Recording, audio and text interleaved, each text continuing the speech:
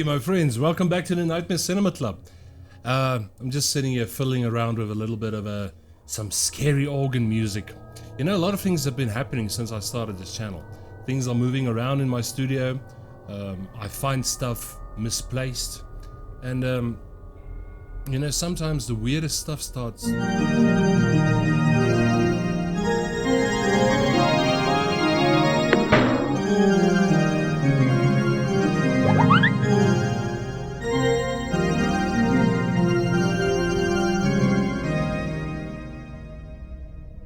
My friends, let's get into the video before things start getting much weirder.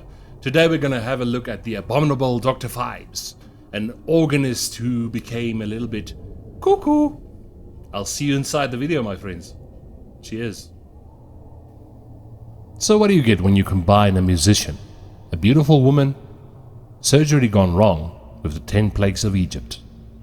Well, you get the brilliant movie that is The Abominable Dr. Phibes, which was released in 1971 by American International Pictures, and it starred a heavyweight of great Hollywood actors, including Vincent Price, Joseph Cotton, Peter Jeffrey, Terry Thomas, just to name a few. Funny little side story here. When I was a youngster, we only had 3 television channels, if you can believe that.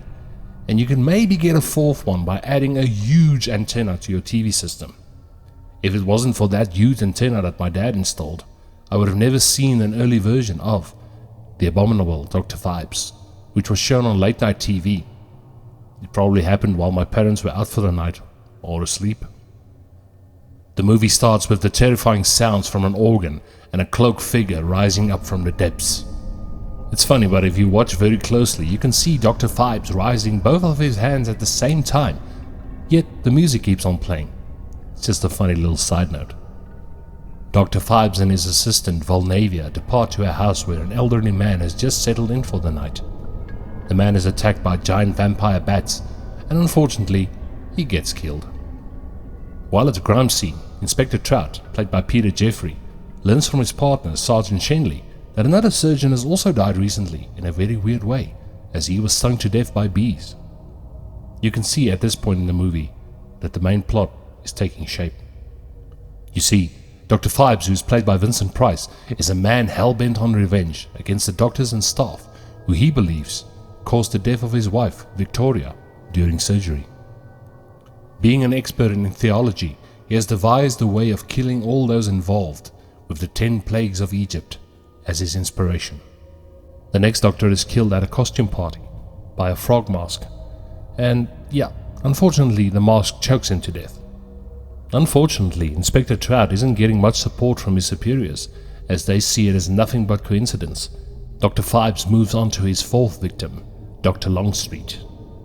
While Dr. Longstreet indulges in watching a naughty film, he's caught off guard and gets his blood drained from his body by Dr. Phibes. Volnavia plays the violin outside during this scene, which is quite eerie, but kind of sweet in a way. Trout learns that the now-dead doctors once worked under one Dr. Vesalius, played brilliantly by Joseph Cotton. Trout goes to Vesalius and tells him about the deaths of these men. While there, he gets a call from his sergeant telling him that Dr. Longstreet has been killed. At this point, it becomes very clear that somebody has been killing these doctors by using versions of the 10 plagues of Egypt. 2 more doctors die very quickly, the first being Dr. Hedgepath by freezing to death inside of his car, and then the unfortunate Dr. Kittai, who is killed by rats in his aeroplane while out for an afternoon flight. Vesalius and Trout discover that somebody has stolen the body of Victoria, Dr. Phibes' late wife, and suspect that he might not be dead as previously thought. They take one of the other doctors to a safe location, but this fails as well, as he is killed by a brass unicorn head.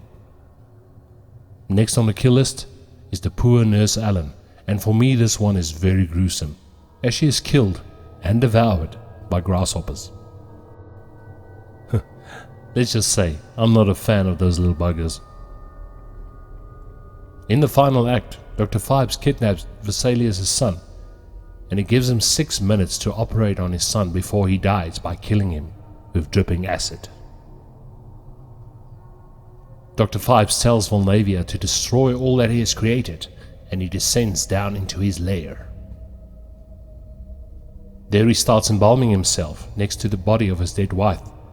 The coffin seals both of them inside just as Trout, Shenley, and Vesalius catch up.